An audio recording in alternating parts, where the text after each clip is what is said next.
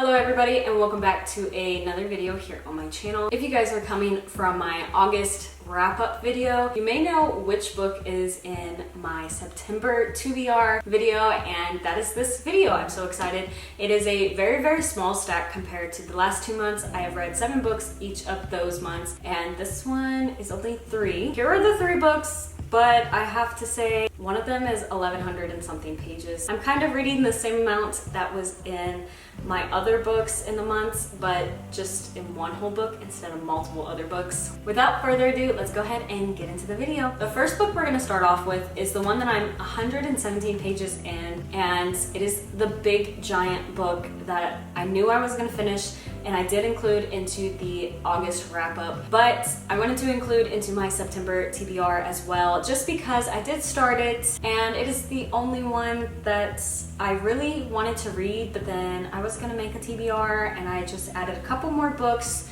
just in case. They're kind of small, not too big, but hopefully I can finish it this month. I know I will be busy off and on. I don't know how much I can read, but it is Stephen King's The Stand. It is 1141 pages. Like I said, I am only on 117. My bookmarks, they are flowers that I pressed and laminated. This one is my grandma's funeral flowers, and then I'm pretty sure, I don't know where these ones came from, but I should include a little video here. I also have bookmarks that are from my niece's funeral.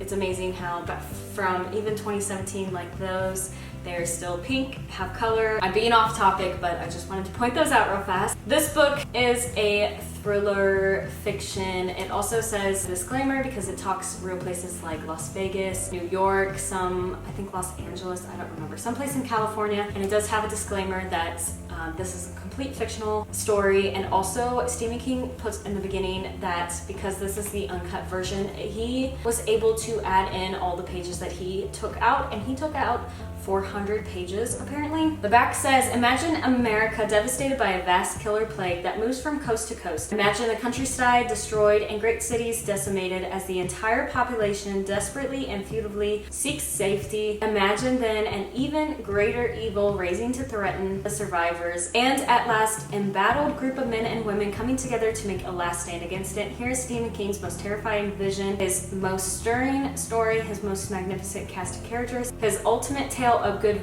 versus evil, his supreme triumph, published in a complete series uncut version. Yeah, this is gonna take me probably almost all month to read. If I only read this one this month, I'm not even gonna be upset, to be honest. The next book is one of these little tiny books that I got from Half Price Books back so many years ago. I don't know if they still do because I don't have Half Price Books anywhere within 6 hours of me. Back when I was back home with my mom, we would go and they would have these big giant bags that for $5, $10, $15, so many dollars, and they would just stuff them full of random books. Well, I got a bunch of tiny little books. A lot of books from my July wrap-up actually came from there as well. It is a true story and a biography. It is Farewell to Manzanar, I'm pretty sure is how you pronounce it. And this is by Peony and James Houston, and it is just over 200 pages. It's a really tiny read, and I've never once heard of it. I've never seen it anywhere, not even in thrift stores. I hope this is a really good book. Peony was 7 years old in 1942 when her family was uprooted from their home and sent to live in Manzanar internment camp with 10,000 other Japanese Americans. Along with searchlight towers and armed guards, Manzanar ludicrously featured cheerleaders, Boy Scouts, sock hops, baton twirling lessons, and a dance band called the Jive Bombers, who would play any popular song except the nation's #1 hit, Don't Fence Me In. Farewell to Manzanar is the true story of one spirited Japanese American family's attempt to survive the indigenities of forced detention, and of a native-born American children who discovered what it was like to grow up behind barbed wire in the United States. I just recently read Sarah's Key, which also was around 1942. It was about French rounding up a bunch of Jews for the Nazis, and one girl's particular story, and also somebody from, I think, 2000s who was related, and her story entwined with that of the little girls. If you want more depth, a little bit more depth into that book, go ahead and check out my last video, which I can post up here. It's should be right before this video, and it is my August wrap-up. Recently, I've been getting a lot of war books that I never read that are apparently in my house. I'm excited to read this. I just don't know when I'm gonna get to this. This next book I bought at Hobby Lobby. I think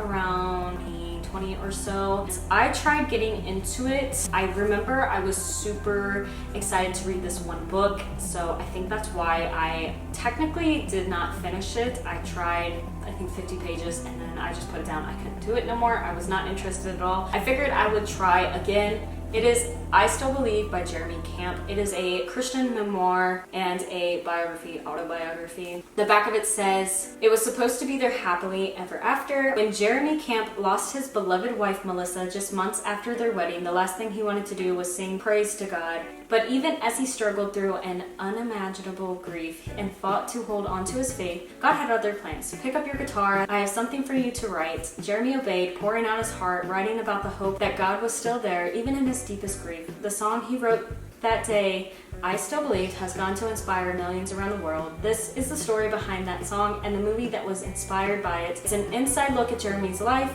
from his difficult childhood and teenage years to the tragic passing of Melissa and the spiritual journey that followed, which inspired some of his best beloved songs and led him eventually to find love again. I Still Believe is a powerful, heart-wrenching book about the strength of undying love and power of faith. I don't have a problem with Christian books at all. I actually really enjoy them, and I have yet to see this movie. The book is about 230 something pages, so it's also not too big, not too crazy, but hopefully I will get into it this time, and hopefully it's a really good book. That is my huge stack of books for September TBR. I know it's not anything, not crazy, except for The Stand. That is a very big book, but I hope you guys enjoyed this video so much, and a huge thank you for the 500 subscribers. A huge thank you for everybody who watches any of my videos, and if you watch any of my book videos as well, make sure to subscribe to keep updated on any videos I post and any book videos I post. I hope to see y'all next week, and God bless.